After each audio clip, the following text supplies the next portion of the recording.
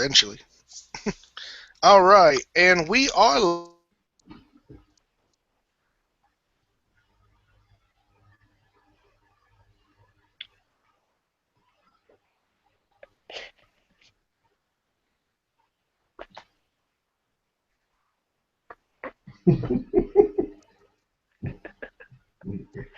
Oh man. Wait, hello?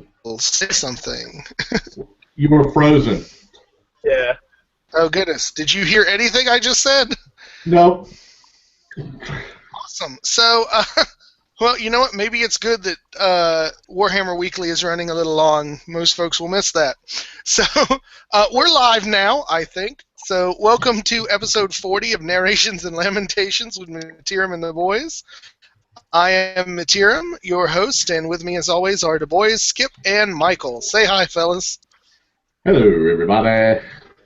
Hi. All right. Just to show we run a quality program here. That's nothing like getting started with some technical difficulties. Woo!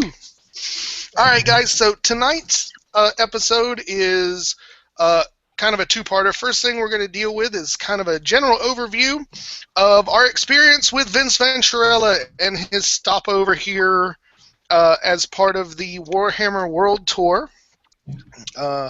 We had a good time. We kind of want to just go over how that went down, so it'd be fun.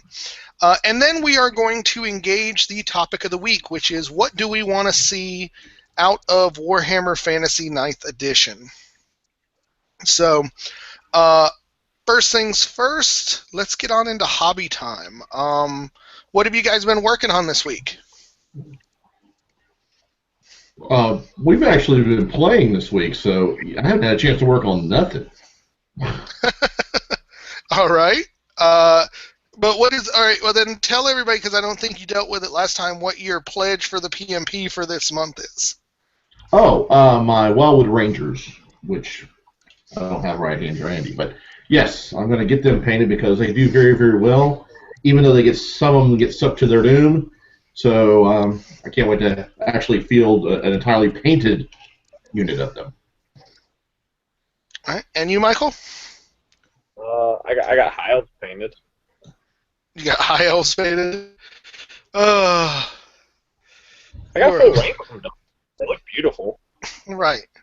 You're hopeless. You're not painting either of the armies that you're actually using in the narrative. At least he's consistent. I guess. Damn. Yeah, at least you got something painted. So I mean, let's be honest. He is a step up on you, Skip. That's true. That's true. Yeah. Skip basically spent the week, other than playing, revealing to the universe that he's a douche, apparently. Yeah. If you would like to explain that so I sound a little less harsh, go right ahead. Oh, no. For some reason, I decided that, Triumph and Treachery should have been a really nice game where everybody works together instead of, attacking the poor Empire, which wasn't even my army, so I have no idea why I got pissed off. But you weren't even being teamed up on. I was the only one attacking you. I don't know what it was. You went after the Skaven and exposed your flank to me, and of course I turned on you and ate that shit up. I mean... I know. But see, I'm a big enough man to admit when I'm fall out of this. Oh, no, go ahead, Skip. I'm sorry. I was going to say, I'm a big enough man to admit when I'm a douche, so, Right.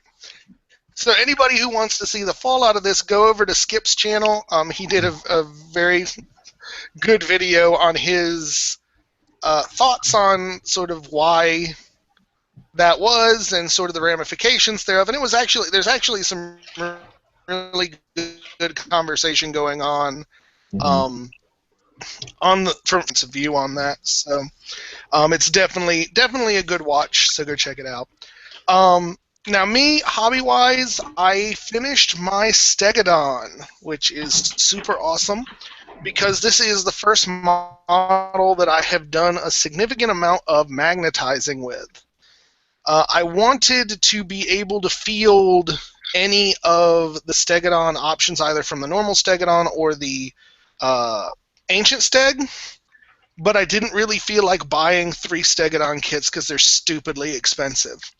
I probably will eventually, because the idea of running multiple ones of them just has me very amused, but I actually magnetize basically everything on the daggone thing, so I can switch it out, switch up the pieces, and play with it in any configuration that I need to. So I was very happy with that. I did post those pictures of those on the PMP, so if anybody wants to check them out, go right ahead. It is a very attractive model. Yes, it is super effective. No, attractive. Oh, attractive. Oh, okay. Yes. Well, thank you. Magnet. Attract. Oh. See, I thought you were actually being nice, but you're back to being a douche, so go sit in the corner. It was a double entendre. I actually did mean it. It is a very sweet-looking model. Very well done. Thank you. Mm-hmm. All right, so, and then as of today, I got my Jungle Swarms primed, so I've got 4 bases of Jungle Swarms to get done, which should be a lot of fun, I think. I like handing out poison attacks. I like poison a heck of a lot. I'm having good results with it. So let's see what happens when I move it into melee. All right, so first topic A for tonight is sort of what happened this week with Vince coming to visit. For those who don't know, Vince Venturella, who is the host of Warhammer Weekly, which is probably what you guys are watching right now instead of this show, since they did kind of run over a little bit, is making his way around at least half of the country, playing a lot of the different content producers, and generally having a good time. So he hit us up on Sunday. We got some games of Warhammer in. Then he joined in our weekly Dungeons & Dragons game that night. Mm-hmm. And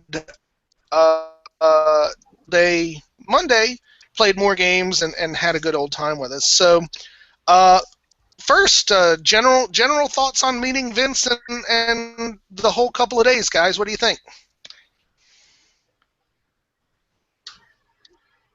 I thought he was really a very interesting person. I think he's very cool. I think that even as he said it, his heart is like surrounded by ice, with ice in his veins when he gets on one of his rants. But it was good to see the models he brought. He brought Bretonia. He brought Skaven. So it was actually good to get on the other side of the table and see what it's like to have a paladin wall charge you, So, but very cool. A very good experience. So, I had a great time. Okay. And Mike, your general thoughts? Despite his ungodly love for the Skaven, which I don't understand, he's an awesome guy. It was awesome to meet him. He's good at the game, although I expect that from somebody who does content. And an amazing role player. Mm-hmm. His character, I didn't want his character to leave. Yep. Yeah, we've actually extended to Vince a weekly invite to drive all the way down from Ohio to play D&D with us. I'm thinking he's not going to accept that invitation, but it is open there. I agree, it was a lot of fun. It was nice. Those who are following my channel will see that I actually put the first battle report that I played against him up already. We extended him the honor of joining our narrative, if only briefly, and he accepted, and we had a good old time. I haven't gotten to play the Skaven in a year, and boy, did he not pull any punches on me. It was the first loss I've had with the Lizardmen, and yeah, it's nice to occasionally get my pride bruised a little and get brought down to earth after a run of successive victories, but it was a great time. So, let's just go over real quick kind of what we played. I am not going to spoil the second battle report that I did, but I met my lizardmen versus his Tomb Kings, and unintentionally gave him a 500 point up on me because I guess he didn't understand that I only have 2,000 points of lizardmen, so I took on 2,500 points of Tomb Kings with 2,000 points of lizardmen. And it was a good game. Surprisingly good we didn't find out that I had done that until like 10 hours after the game ended, but it was a fun game. So Skip, how did you play him? I actually brought the dwarves since I don't get to play them very often, so I challenged his Bretonia, like I previously mentioned. I wanted to see what it was like on the other side of the table. And yeah, I saw it. It was well, I did get tabled. Actually, it was a pretty close game. It was very fun. I didn't lose by a ton, and I didn't get all my models taken off. So I had a really good time. And I actually learned a lot about the Bretonians that I didn't know before. So yeah. You also need to tell everyone about the awesomeness of your dwarf engineer. Yes, my one little dwarf engineer held up an entire 5 Pegasus Knights for 3 rounds before he finally broke. He didn't die. He broke and ran and got away and was eaten by the forest. But so definitely fun. Yeah. And then Michael, did you get a solo game against him or? No, I didn't. Okay, so why don't you tell a little bit about the Triumph and Treachery game then? We'll let you take the lead on that. Well, that was fun, mainly because I've never gotten the plethora of good cards that are given in Triumph and Treachery before, and proceeded to turn 1 run Dwarven Warriors with great weapons through his, and we're talking like a 14-inch charge here, through his Doom Wheel, and then the next turn into his cannon without taking, I took 4 casualties, and all the way into the back of his ranks. So it was basically a solo game against him. And, Right. Actually, it kind of was, because I think other than me trying to keep his shit alive with the various cards, I don't think we did much to interact with him while me and Skip were fighting on the other side of the table. And the best thing, because I'm never going to be able to get over it, the fact that my Ironbreaker champion decided, yeah, you know what, that Hell Pit Abomination doesn't need to be here any longer, in the flank, and killed it. Yeah, that was pretty good. Mm-hmm. Other highlight, and the reason why we're kind of highlighting him is we don't want to overly spoil any of the battle reports he's going to do, but he also didn't really take pictures of all the games we played, so I don't know what's going to turn into a battle report and what's not. But the one that I thought was very interesting is my wife Alicia actually brought out her Orcs and Goblins for the first time this calendar year, and sat down and played against. She challenged Vince's Bretonians, and that was a really good game. Mm-hmm. Was very bloody, but a very, very good game. And I feel the need to mention it just because she never plays, and the fact that he got her to to break out some dice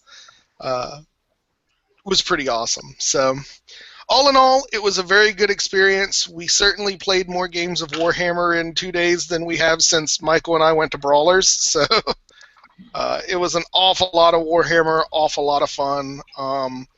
And anybody who gets the opportunity to, if Vince does this ever again, absolutely take him up on it because it was a blast. Mm-hmm. And I speak on behalf of Matiram and Du Bois with an open invitation to my friend. I feel the need to come on down to North Carolina. Let us know. You're always welcome. So any final thoughts on that before we move on to our true topic for tonight, guys? I think we covered it. Okay, cool. I will be doing the second battle report in the next couple days, so I'm hoping to have it up Monday-ish or so. I'll actually, for the first time in a while, be backed up on battle reports, which is kind of cool. But so, going on to our normal, or our true topic for tonight, 9th edition. Basically, the pre-orders for Age of Sigmar rolls out on July 4th, so we're looking at 3 weeks, give or take, before we start seeing something that could arguably be the beginnings of 9th edition. So the question that was posted to the Warhammer YouTubers is, what are you looking for in 9th? What do you want us to see? And what do you think might happen? So here's what I want to divide it up into, guys. I want us to first, let's talk about likely things, okay? Let's go around and talk about what things do you actually see GW doing that would impress you. And then we're going to go through another circle of just bullshit wish listing that will almost certainly never happen, okay? So anybody got one to start off with? I do. I like, I know it's been a lot of talk about it, but kind of breaking it up into 3 different variants, or different variants that you can play. You can do you'll have the rules for a skirmish game, have a rule for just a normal, what we're kind of accustomed to, and then one that may be similar to the end of times types, end of the world type things. And all the tips and the hints and everything that I've seen, everybody seems to be agreed that something like that is probably going to be coming. So that excites me. I like to have those options because I'd like to play a little skirmish game and not have to go buy another whole game thing and just have it right there at my fingertips whenever I want to use it. Yeah. Now I'll put I guess a qualifier to that.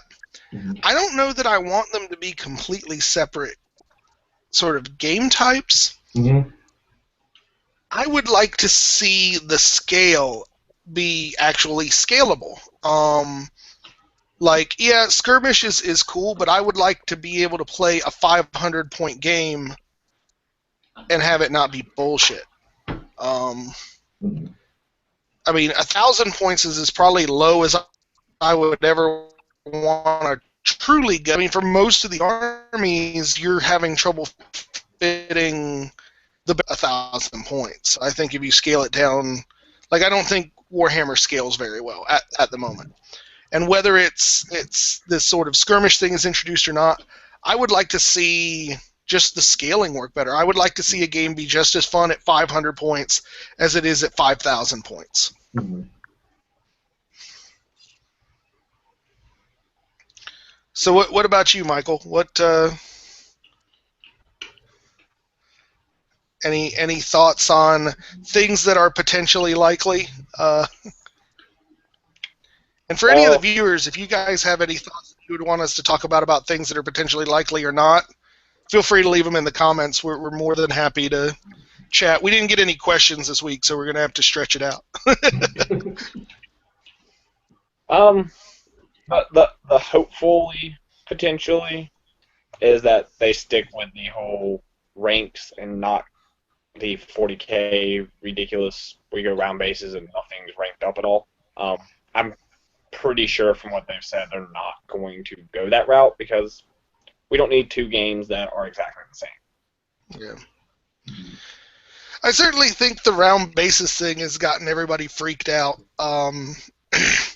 But I'll be honest, I mean, if it sounds like a weird thing if they're going to make everything round base if they're still going to rank up. I mean, I know people are like, oh, you can put it into a movement tray or whatever, but that's kind of a pain in the ass. And I most certainly am not rebasing any of my armies. Fuck that noise.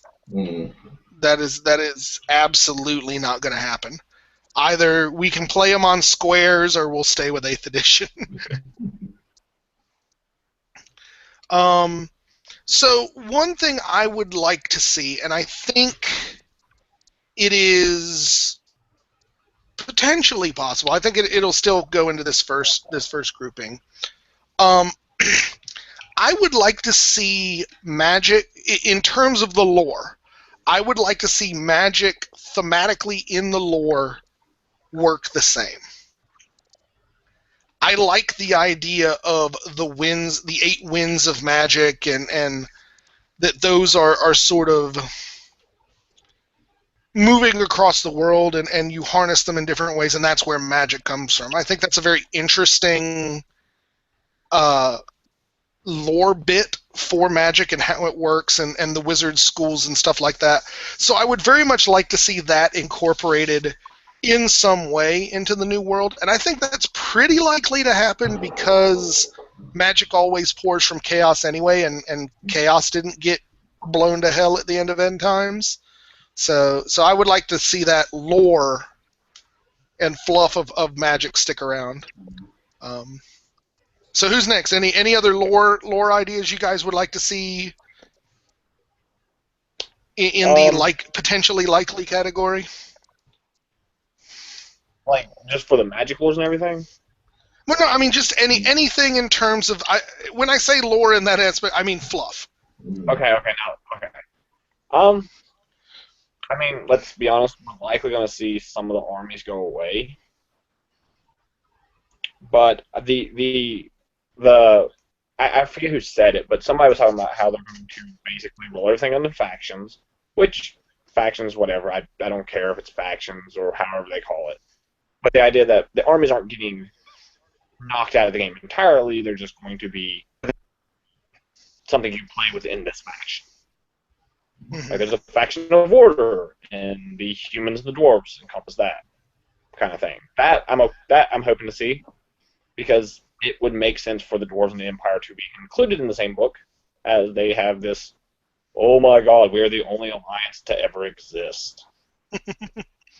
So you would like to see that particular piece of fluff stay the same, where the dwarves have a very tight relation with the humans? Yeah. I mean, because, let's be honest, they make that such a point in the Empire book, and they sprinkle it all throughout the dwarf book of, we're best friends. So it'd be nice to see. Okay. Skip, potentially likely category fluff. What do you think is a change that you would like to see, or remains the same that you would like to see, that is potentially likely from a fluff standpoint? I have a feeling that they're going to keep the elves all kind of united, which I don't particularly care for. I think that there's enough differences between the three that they need to remain different, but I can see where they're kind of going with it in the Kane book. But I would like to see that if they can remove that restriction and actually give them each little spaces of land and not all together in one place, I would like to see that. To have enough subtle differences that you can play. You can still play a wood elf or a dark elf or a high elf if you want to, and not be forced to take units from the other two armies. Okay, so you basically just want some breathing room between the different elven races. Exactly. Mm-hmm. I could see that as being possible. I mean, they reestablished some land. I could see everybody kind of stepping back and breathing a little more. Mm-hmm. So we did get one comment. Puff Puff Slash says, I really want Magic to still be potent, but maybe a little more balanced and thought out across the board. Bigger spells should have more consequences for miscasts. Amen to that. Yeah. I am tired of throwing the bullshit 6-up spells and sucking my wizards down the hole on turn 1. I am absolutely sick of that. Yeah. I would almost say, like, have miscasts be worse, both the larger and the more you cast per turn. So that way, it's not just the instant, like it was in Kane Magic, where the instant answer was just throw a billion bullshit level nothing spells. But the idea is that the more you sort of twist and pull at the winds of magic, the more likely they are to rubber band your ass back into the void. That's a good idea. Is that? What do you guys think about that? That's a good idea.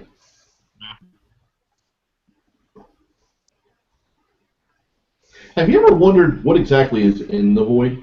Is that where like everybody's extra sock goes to? So there's nothing but extra No. socks and wizards? No, it's the realm of chaos. Oh, okay. Yeah, you get bounced into the realm of chaos. Now it's entirely possible that's where everyone's extra socks go. I don't know. So United Wargamer says, what do you think about there being two books, one for good, the other for evil? I would classify that as possible and likely. I don't think it's a good thing, though. Unless the books were absolutely massive, like way bigger than GW seems interested in producing right now, there's no way that they could include enough to make good armies. I mean, let's be honest. Particularly since I think they're like with what we're seeing from the last out printings before they of like the Tomb King turned back into paperback.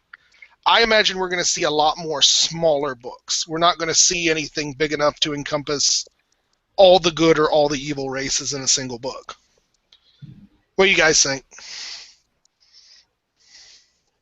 Well, they'll be able to make more money if they keep it separate. You know? That would be my thought. Mm-hmm. I'd have to. I mean, like they've said, they're a business, not in the game market. So, what makes you more money?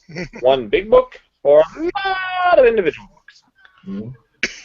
Well, it depends. I mean, let me play devil's advocate here for a minute. The other thought is if you make a single book, even if it's larger, you're cutting down on your printing and whatnot costs. I mean, each SKU that they have that they sell costs them money to create and maintain.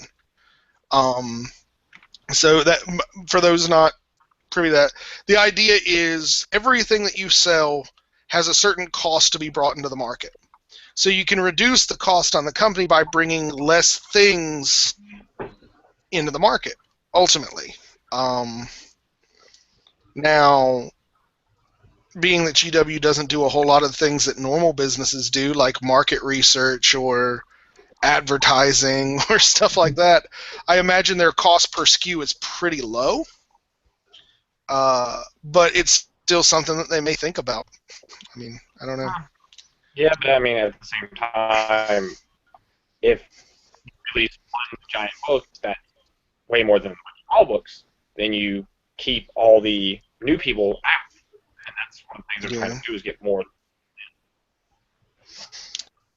I mean, that's a valid point, too. I mean, I think the only thing we can really do at this point is discuss what things we would like to see and what is potentially likely and not. I don't think there's anybody who's going to stumble upon the real truth of this. Mm-hmm. So here is, I'm going to, because I want to be less structured and it's my show and I get to make those decisions, I'm going to bounce back and forth between likely and unlikely as they hit me. One unlikely thing, like I would be absolutely floored if this actually happened because I don't think it has any chance whatsoever. I would like to see Nagash go the fuck away. In terms of model, in terms of lore, I would like to see an undead force that is divested from not even necessarily Nagash, but sort of a single progenitor who is still there. I much more like the idea of the dark arts being performed by a variety of different races. I even could see, well, one thing I thought would be cool is essentially have the undead not necessarily be a super force anymore, like their own faction, but have them be sort of faction add-ons. Like, certain models of undead could be what happens when humans delve into necromancy. And then you get sort of your standard zombies and skeletons and ghouls and something. And then have one faction where it's like the elves delve into necromancy. Just go different ways with it. It will almost certainly never happen that way because, I mean, not only does GW just have this incurable hard-on for Nagash, but they just made the giant freaking model for him, and I don't think they're going to yank that away immediately. So, any thoughts on that? And if not, who's next? I like that idea. I think if orcs and goblins would get into the undead, I could see like the dire the dire wolves and things like that popping up. I think that's a good idea. I mean, different factions for different of the armies. And I think it would be awesome. I mean, you see a lot of it. I mean, even in my vampire army, I've got one unit of like converted night goblins into zombies, and so they're like night goblins with undead hands and stuff. Mm-hmm. But it would be cool to actually have units designed like that, where it's like, you know what, undead orcs would be super different than, like, zombie orcs would be super different than human zombies. I firmly believe that. And I think it could be a way of like bumping up the core in the undead army, so that you can make stuff like the vampire count less important and make them less of a one-trick pony. Yeah.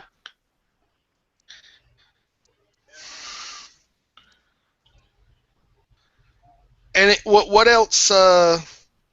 Let's get another just crazy bullshit wish list for each of you guys. What do you think that you would love to see in the game, but you think there is almost no chance of GW actually doing? Making, you know how game companies, like D&D and things like that, they make their own like tome of magic. It's just the spell books and everything like that. It would be interesting to see if GW did that with all the magic lores. Just put it into one book that you can buy and have access to all of them, and even let you select your own, have an option to select your own lore. So you're not refined to, one thing. You can have, like, if Bretonnia, they would take, a little bit from life, a little bit from beast, a little bit from fire, whatever. I would love to have something like that. I can see where people can get out here. I'm just going to take all these, big spells, but if you could put a way to control it, I think that would be interesting. Yeah, I kind of agree with you. I do think that is something GW is not going to touch with a 40-foot halberdier. But one thing I would like to see that may be a little more possible is I would like to see the reemergence of army-specific lores again. Mm-hmm. I would like to see the Bretonians get a lore. I would like to see the elves maybe get the wood elves get their lore back. I would like to get the high elf spell where we used to be able to move hills. Like that I want back. Particularly now that I'm playing Lizardmen.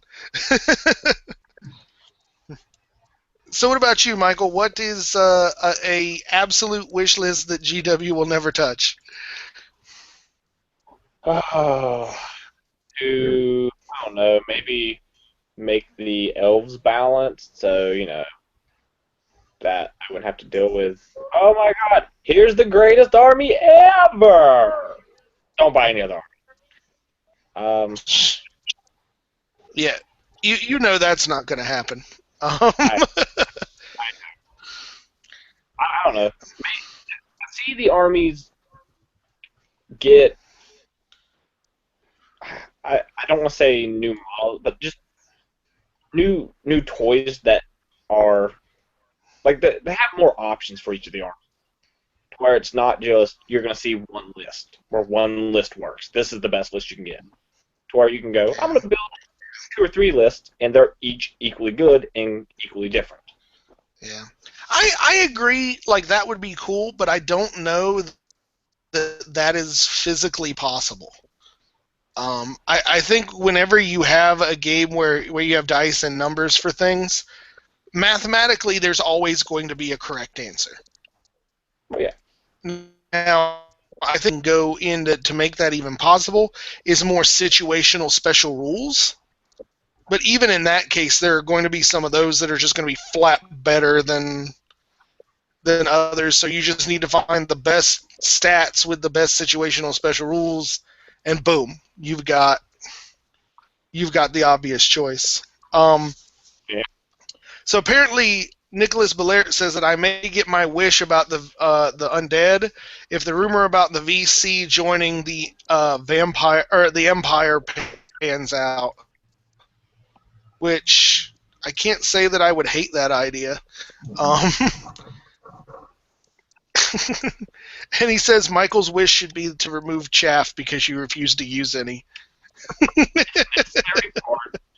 I don't want it removed. I'm never going to take it because it's useless for me. It is not useless for you. Your beastmen would be 100 times better if you put in some chaff in that army. I mean, hell, you take out 10 of your gigantic beastmen horde, that's 2 units of harpies for you. You can actually help select the fights you're going to get in. I do not want harpies. I know Skip has an unnatural love for them. I do not. Why? Yes, I do. Don't like harpies. Well, then do something else. I mean, do use the harpy stats, but make different things. I mean, giant bumblebees, for God's sake. I don't care. Just you need it. No, what I'm going to do is I'm going to catch bumblebees outside and tie strings to them and just put them on a square base. Here's my chaff. Yeah, I would avoid that. I probably would do it. But I mean, just something to help you out there, man. I mean, that's seriously. So, what else we got? Okay, so United Wargamer. I guess we'll get away from what we're talking and answer this question here. So, he asks, what army in 9th do you think should go away or be consolidated into another army?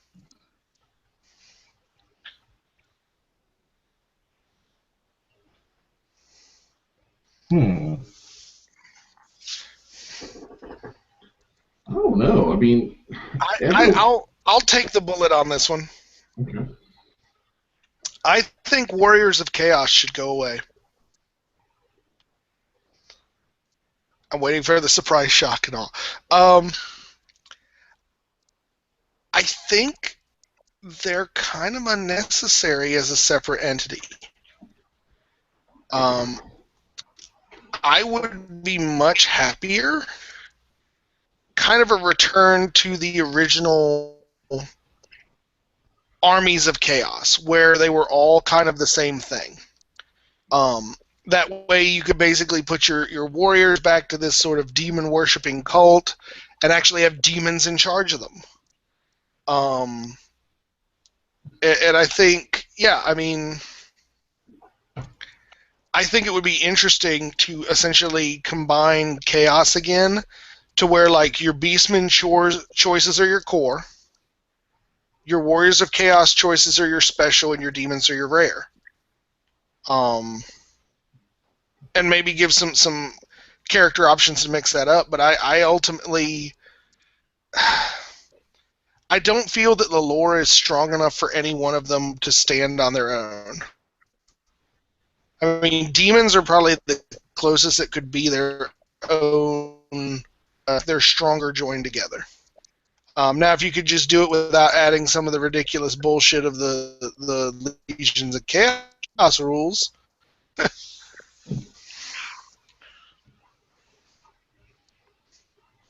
So, any other army that should get the axe or the squish together? Oh, I can't believe I'm going to say this. Oh no. I think the human army should be together. So Honestly, which one gets squished down? Bretonnia. It makes All right, sense. let's defend your choice, sir, Okay. because I'm about to tear you apart on this one. I think.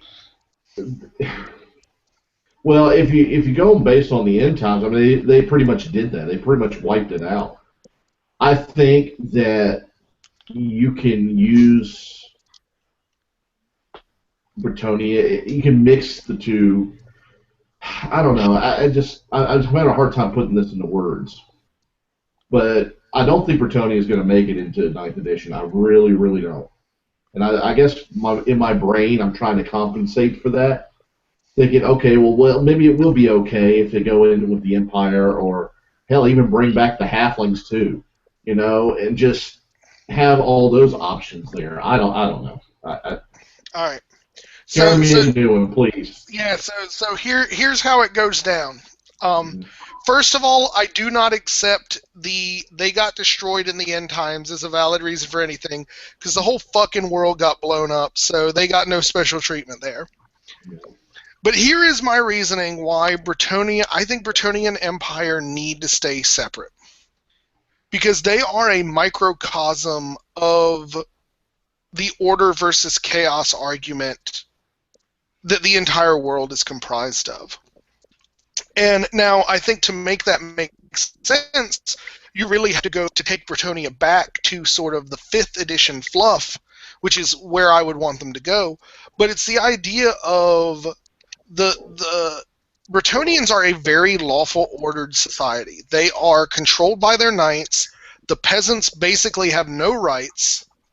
But if you go with that kind of 5th edition reading of them, they're taken care of. They're well treated. They have the ability to be upwardly mobile socially, but it's very, very difficult, and it's purely a case of you are a good enough man. You stood up. You did what needed to be done, so elevate you. So there's this kind of point of argument that the lawfulness, that axiomatic kind of structure, is good for people. On the other hand, you have the Empire, where there is, I mean, let's be honest, other than the Emperor himself kind of holding things together, the Empire is basically a realm of chaos waiting to happen. They're constantly infighting. There's no sort of social control beyond maybe the Cult of Sigmar trying to force it, but that really only works if you ignore all of the other gods. So there's just boatloads of confusion, and it's possible to move upward socially, but it's all like money based, and I would say that the worst off in the Empire are way worse off than the worst off in Bretonia, again with that 5th edition reading. So you get this idea of and because of that, you do have bigger advances in war. I mean, you have cannons, you have apparently genetic engineering to turn griffins into demigriffs, but we're not even going to get to that yet. So you've got these weird advances, but it's like you got all these advances and all this progress, but at what cost? And I think if you put those two armies together and make them the same thing, mechanically, yeah, it makes sense, but boy, is it a shitty way to throw out a potentially great foil for the humans to play off each other in terms of the fluff and the lore. So that's my reason why I hate that idea.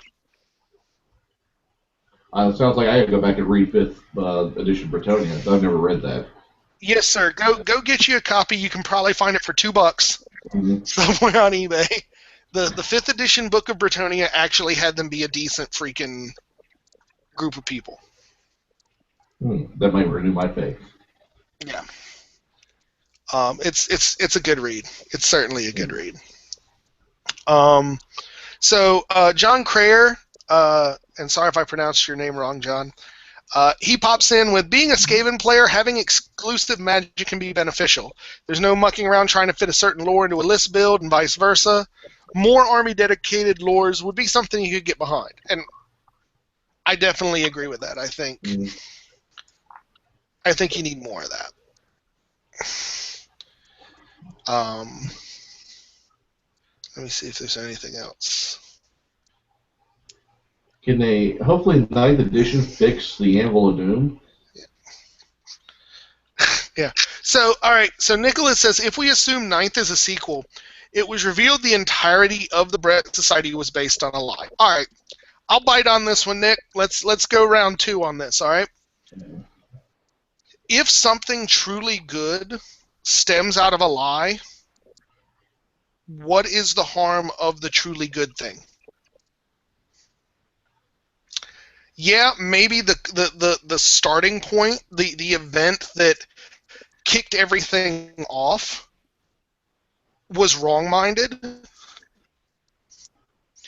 but it leads to creating a society where a person's worth, as proven by their deeds, is the primary defining factor, and they take care of their peasants. That's really the big key. I mean, if we go with the scuzzy grimdark where they went to, this argument falls apart. But I thought that was bullshit in the first place.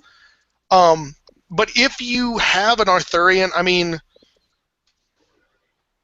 let's be honest. I mean, if you look at even the Arthurian legends that it was all based upon, Camelot was based on a lie, and while it existed, it was solid. It was a good dream. And if that dream truly becomes a reality, is it that bad in and of itself that the event that kicked it off is infactual? I don't think so. That's part of one of the reasons why I was so pissed off with how the Bretonnians left things in the end times. Because it basically, them finding out that their god was fake, I mean, repugnant that was how they went with it anyway. But to me, the true Bretonnian spirit would have said, fine, whatever, because it is not the lady that defines us, it is our vows that hold us. And we make those vows because we are men, we are heroes. They should have stood the fuck up and been at the vanguard of everything that was going on.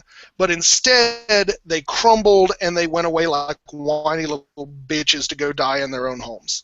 They should have taken it straight to Archeon, leading the vanguard, and the whole thing pissed me off. So... but then it's no secret. I think it was a terrible story in general. But that's not really what we're talking about here. But yes, to that end, I hope, and again, I think this falls into the unlikely category because I will have to agree with you on that much, Skip. I don't think Bretonia will survive, at least not as we know her. But I would love Bretonia to survive and to go back to the lore of 5th edition, where they were actually a good race instead of a bunch of selfish, abusive dicks. Mm-hmm. I'm sorry, that turned into one mega fucking rant, guys. Somebody else talk for a while. I'm going to shut the hell up. Well, like I said, I wonder if they can fix the Anvil of Doom. You know, I mean, it sucks the way it is. Or am I wrong? No, you're right. It's a terrible, terrible monstrosity that they've turned it into. So the premise behind it is, you know, you pound on it. It's supposed to motivate, you know, make the dwarves more resolute, things like that. Correct me if I'm wrong. In the previous edition, it allowed them extra movement. Yep. Mm-hmm. You could make an extra move or charge. You basically got to re-enter the movement phase with normal either 1 or if you went with the advanced version, a D3 number of units. Even if they brought that back, it makes sense with the fluff. You know, you hear this sound, you hear the banging, you want to rush forward. You want to, you know, I think even if they added that one small thing back, it would be 20 times better than what it is now. Well, I mean, a lot of the fluff that goes with Evil Doom, they didn't bother actually following. Like, if you look at the end times where, what's his name? Thoric Ironbrow, Mhm. who's well into the anvil, he's shooting lightning out of it. Nowhere in any part of the spells or anything that the anvil had has it ever shot lightning. I thought that was what the magic missile out of it was supposed to be. That is boiling rocks. Are basically what the anvil doom does then is it just opens a crevice in the ground and boiling lava and rocks come shooting out. Huh. Yeah, it's never shot lightning, which I thought was kind of bizarre when I read it. I was like, well, that doesn't make sense. Why is it doing that? Your Anvil of Doom is so much better than the rest of the Anvil of Dooms, apparently. Yeah, well, he was kind of the uber relic finder of the dwarves. Maybe that's why. I mean, he's in our book for a special character, and he doesn't do that. He's practically god-awful in the book. I'll be honest, I could see the Anvil of Doom going back to what it used to be able to do for the most part, but making them spells instead of like how it was you just like hit it. Have the mechanics of it work like it does now, so they're dispellable, but give them back what they could do. I think having that extra movement would be helpful. Mm-hmm. Of course, the down argument to that is then it basically makes the anvil an absolute auto include in any dwarf list. Well, I mean, what about when they use that? They want to cast? It at least gives us two separate builds. Here's the one build you're going to see every time you face the dwarf. Here, Yeah. I'm casting. Doing my war machines. Well, one of the biggest arguments that I've seen about dwarves is, they just sit and shoot. Now, if you do something like that, where you can have that element back in, and you add the Strollo's runes and things like that, it would make that build an entirely different thing. You could have your dwarven army halfway across the board by turn 2. That used to be a build in 7th. It used to be called the Strollo's list, where you took Mhm. Strollo, the 12-inch bubble Strollo's banner, with the Anvil of Doom, you marched 12 inches across the board, and then you went, and here's 3 of my units that are now 18 inches across the board, turn 1. And you're time to do anything. Yeah. I want to see you throw together an actual Strollers list at some point too, by the way. I mean, it's doable. It's just expensive in this edition. Yeah. Well, I mean, I wouldn't expect you to do it in the narratives, but I haven't actually seen a full-on Strollers list yet, so I'd like to actually play against one at some point. So into the comments again. Nicholas is continuing to prod me to go on another rant, but no, he's asking. All right, let's go with my view. Who would I fold into the Bretts to bolster them? Honestly, I don't think they would need that much. First of all, I think there's more tweaking to their rules that needs to happen, fixing some of the things. But I tell you, if you wanted to just port over a unit, give them the Reiksguard Knights. I mean, not as Reiksguard Knights, but the Bretonnians, the best and brightest of the Bretonnian Knights should be stubborn. Period. The other thing I would see fluff-wise, I would like to see an increase in the fanaticism of the Cult of Sigmar, to the point where they're no longer willing to accept sort of the other gods, and they get driven out. And so you see the Bretonnians kind of, without their own god, if you go with the Lady of the Lake is a lie or whatever, you have them embrace like Shalia, the goddess of healing, or Tal, the god of the beasts, because it's kind of the magic they've got going, and give them some priestly or truly, like in D&D terms, paladinic troops who are like worshippers of these gods who come sort of to bring the spiritual side to Bretonnia, because I always thought that was the strongest point. Now, ultimately, I think if I were to be happy with the fluff of a continued Bretonnia, they would have to reveal that the whole thing with the Bretonnian goddess being an elf is crap, and that the Lady of the Lake really exists. But I don't know how much they're going to go back on that stuff or how much even Bretonia is going to exist, but that would be my argument. There's not much they need, but you can take a couple of units here, a couple of units there, and go with it and make it happen. I think, honestly, I think you could make the peasants just a little bit better. I mean, bring the peasants stat-wise online with an Empire troop, or hell, even bring company, and I'd be happy with that. Let them keep their halberds because the models are all right, but bring them up to like weapon skill 3. Mm-hmm. Then you've got a good basis for a foot army as well. I would say bring over the crossbowmen, or maybe not even the crossbowmen out of Empire, but give them other troop ideas that don't rely on black powder and make them sort of your commoners, your basic guys, and then bring them a little divine magic in. Maybe give them something similar to the priests in Empire, where they got a few bound spells that can do things, focus on their gods. I really don't think it would take much to make Bretonia a bright and shining pillar of goodness again. But those would be my general. I think with you're going somewhere with the Reichsguard Knights. I think the Grail Knights, they need to be a 1-up armor save, and I think you're right. They need to be stubborn. They are the elite of the elite. Mm-hmm. You know. I absolutely agree. Mm-hmm. I would even argue that your Knights of the Realm should be 1-ups. I mean, yeah, you're not going to get 1-ups on questing knights, but make that be the real difference. Mm-hmm. Give them... I mean, I almost would say give questing knights voice strikes first. They're great weapons, so they're not immediately going to get murdered.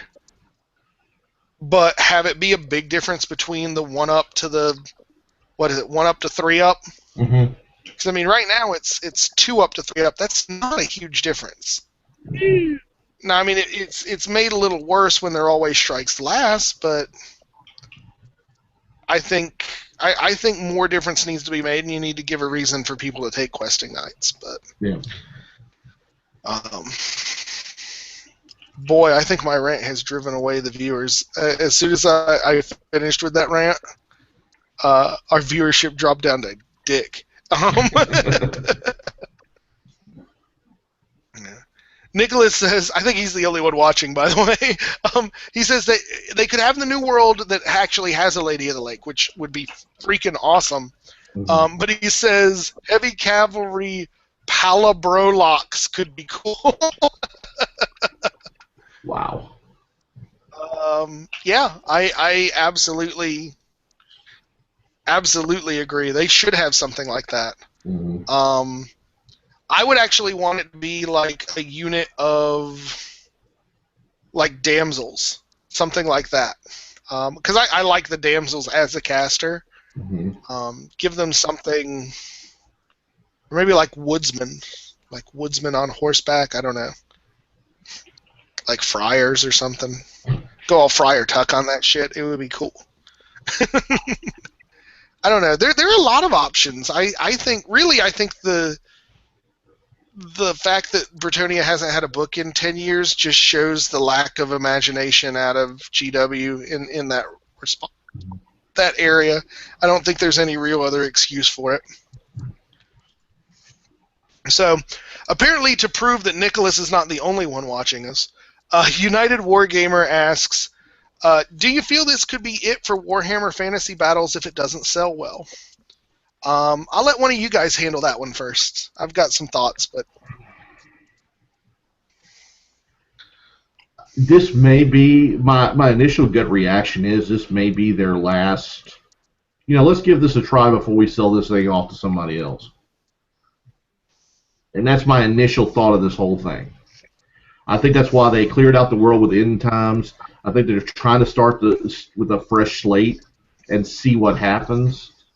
But they are a business, so if it's not going to do well, not as well as 40K, why sink the money into it when you could sell it off at maybe a some sort of profit, and then concentrate everything on 40K. That's my thoughts. Yeah, I don't think they'll get rid of it, mainly just because it's too integrated with their entire everything they sell. We're talking they got two big businesses, 40K fantasy. You sell one of them, you focus on one, yeah, you just lose way more future business than you gain.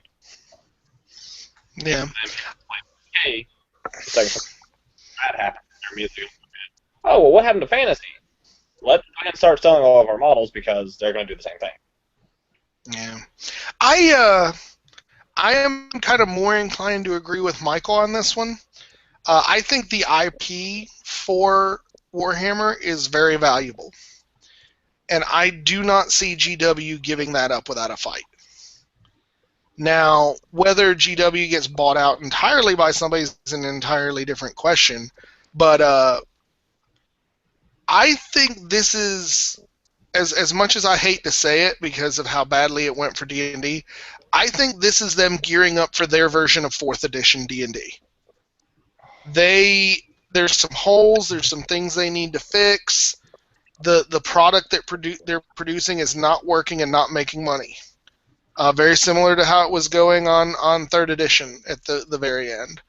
So they're going to try and do something radical to drive that. Now, with 4th edition D&D, what they did was the wrong fucking answer, and it didn't work. That's why you had a 5th edition so soon afterwards.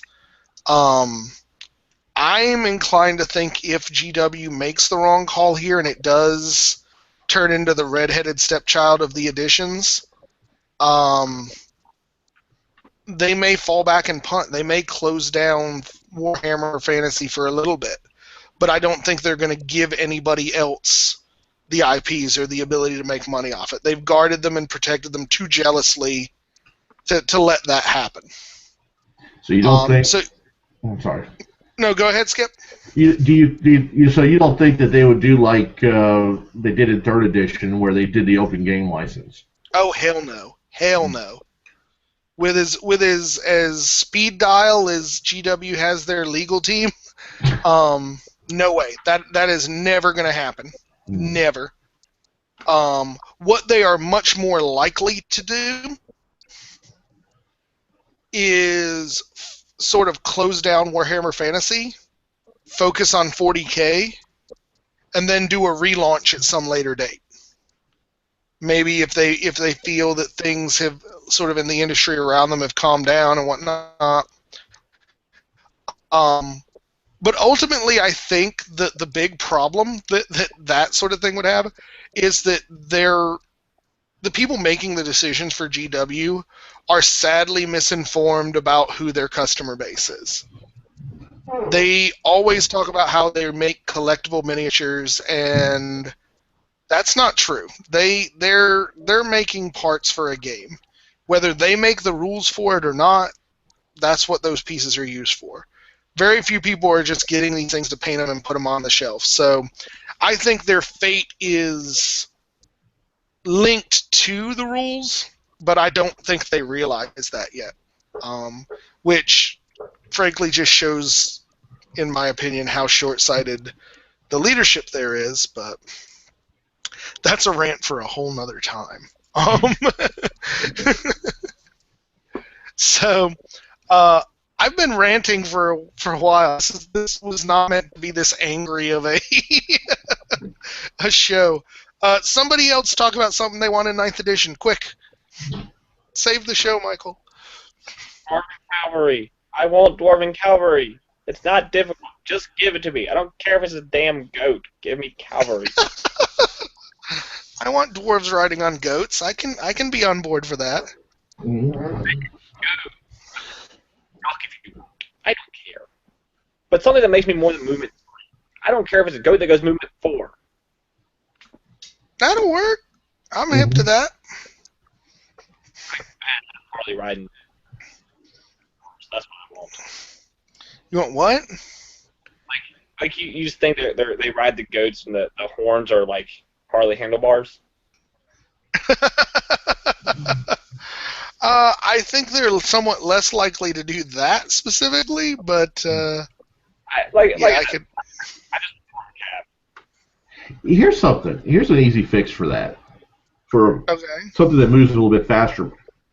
Since Slayers don't wear armor, why don't you increase their movement? Because all dwarves that have ever existed must be movement 3. There is no exception. See, now here is how they, if I recall correctly, here's how they did it back when I first started playing. Dwarves were movement 3, but they didn't take any movement penalties for heavy armor, and everybody else did. So it was like your humans may be movement 4, but if you were wearing your heavy armor, like your 4-up armor, you became movement 3. So even infantry took the penalty? I think so. Like, and if somebody is watching this and I'm totally talking out of my ass, please comment and let us know. But I seem to have memories of dwarves having that rule where they were not penalized for that. So, but I mean, we're talking 20 damn years ago, so. Dwarves weren't meant to be movement 3. They just took out the rule and forgot that they'd made a movement 3 to balance them. Right.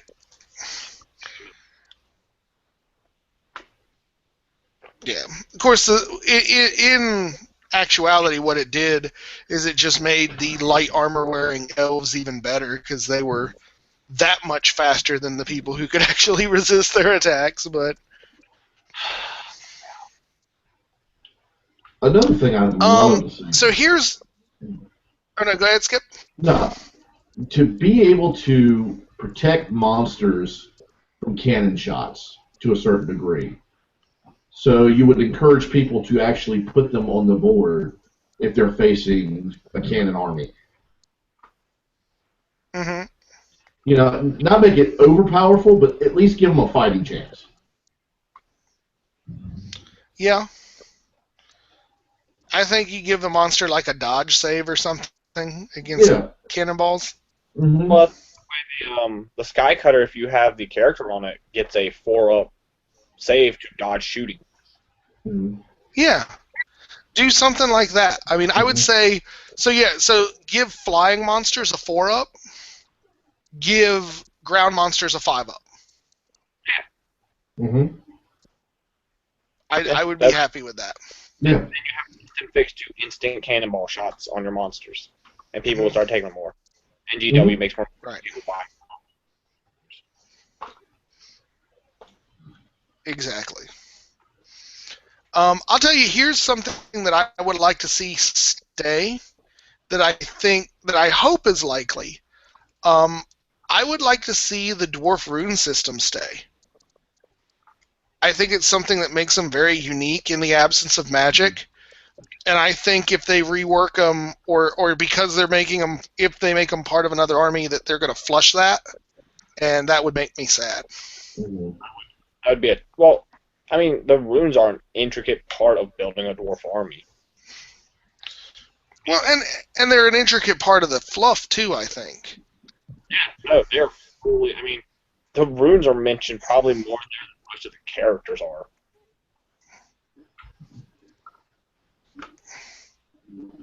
Mm-hmm.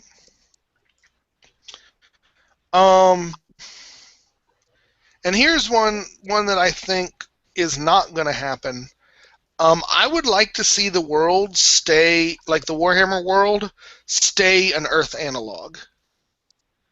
I like the idea that it's mostly an Earth map with just a little bit of changes. There's something kind of neat about that. It grounds things, in my opinion, and gives maybe some strange parallels, but can definitely play into that. I like the map. And I know we're getting a little specific now, and I'm almost like 90% certain that they're not going to keep it, but that's what I would like to see. So what about you, Skip? It's been a while out of you. Any other wish lists?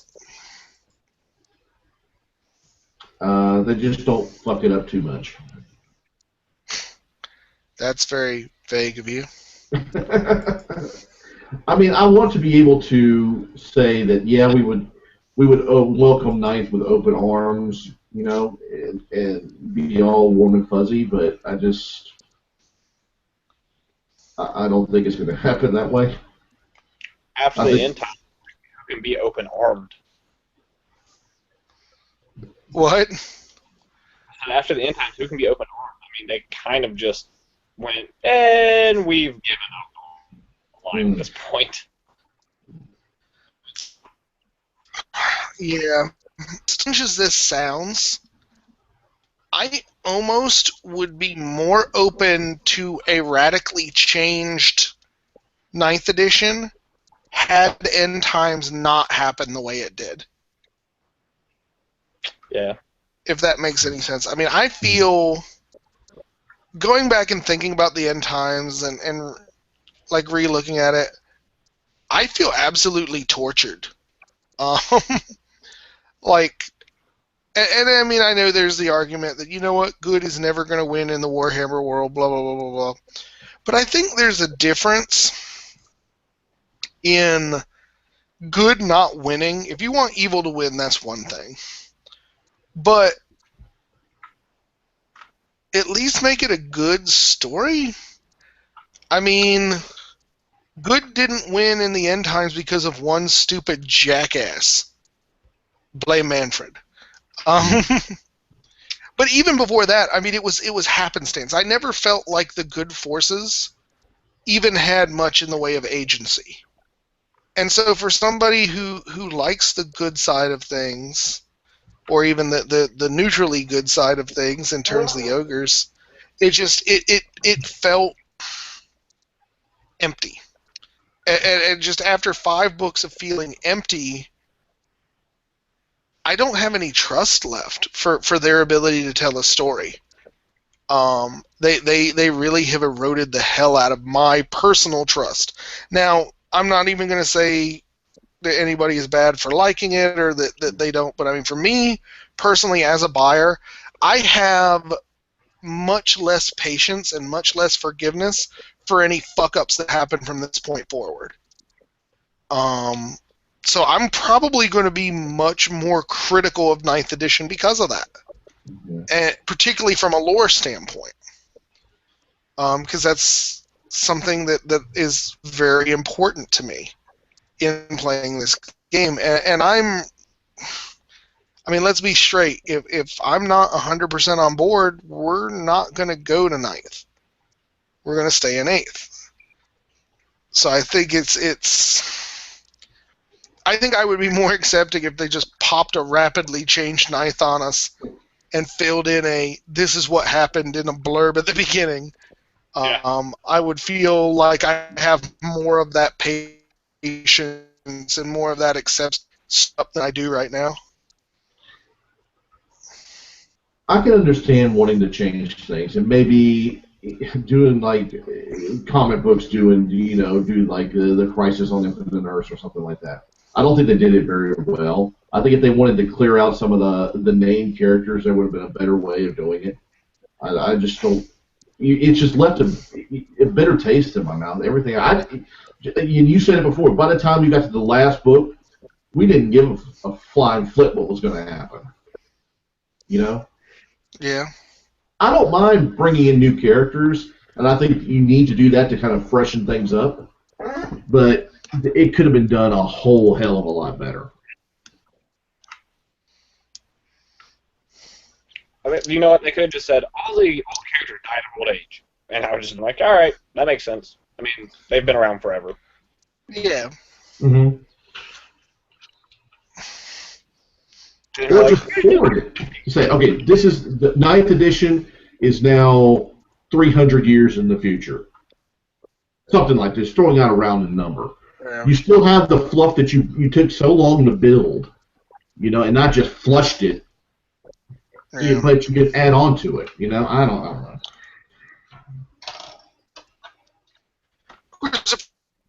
There's immortal that wouldn't get rid of them.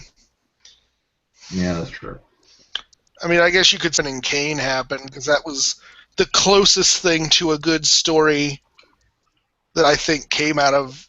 Well, let me rephrase that. The one good story, and I would even argue, let me say, the one great story that came out of that book is the whole thing with Vlad von Karstein. His whole run in that book in those 5 books is solid fucking gold. Unfortunately, it's solid fucking gold they buried in pig shit.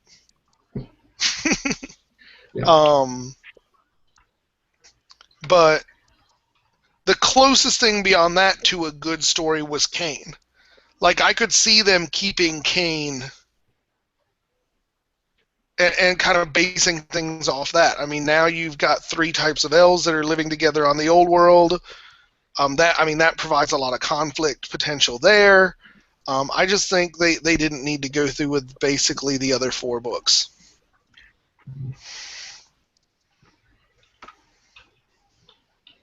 Again, I'm sure we're going to get 80 billion downvotes for the number of rants and shit that I've started on this, but I frankly think I'm well past the point of caring. Yeah. About much of the fluff, and for somebody who, I mean, hell, I even when I wasn't playing Warhammer, I mean, I bought the Warhammer role-playing game and the sort of the extra books and the short story anthologies and stuff like that, and it's like, I like this world, I like this lore, and it makes me real damn nervous to see it, to think that it's all going to get yanked away and changed and whatnot. So,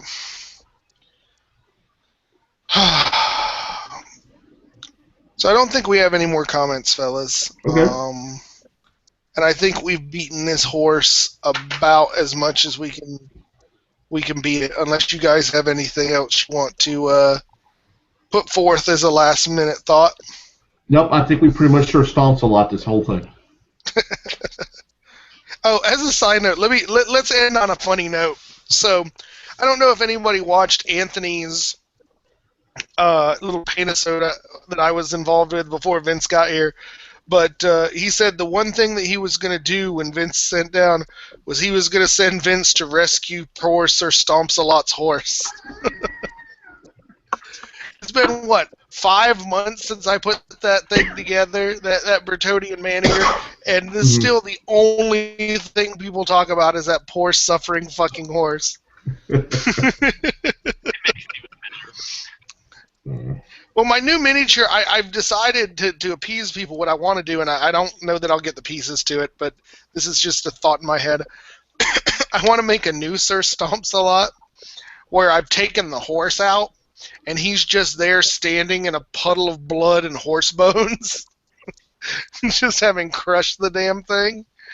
But no. I actually... That is as close as I will ever probably come to having a Bretonian army. So that's sort of my... If Bretonia is going away, I will be keeping Sir Stomps-a-Lot as sort of my farewell goodbye to the whole army.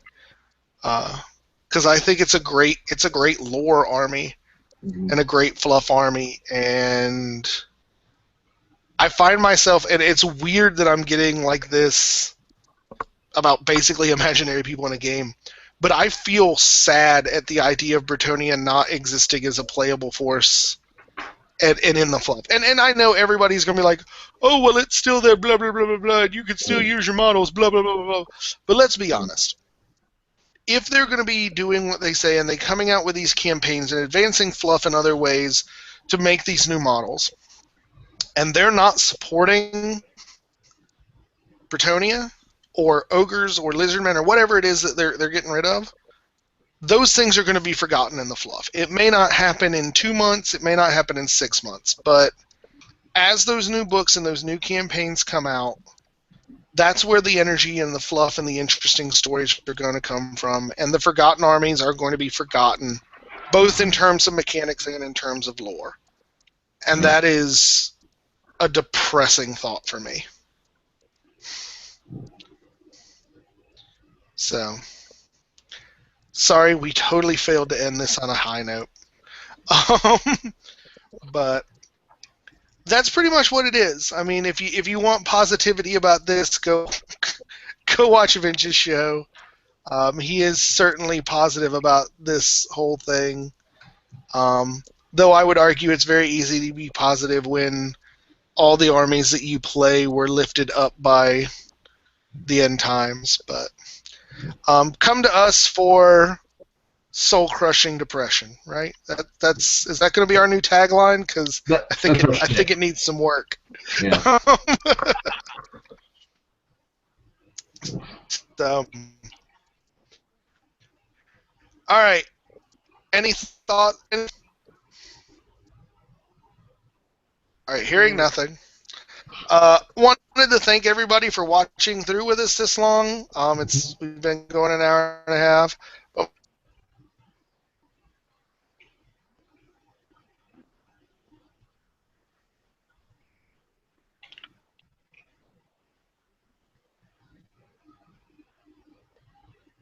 Did he?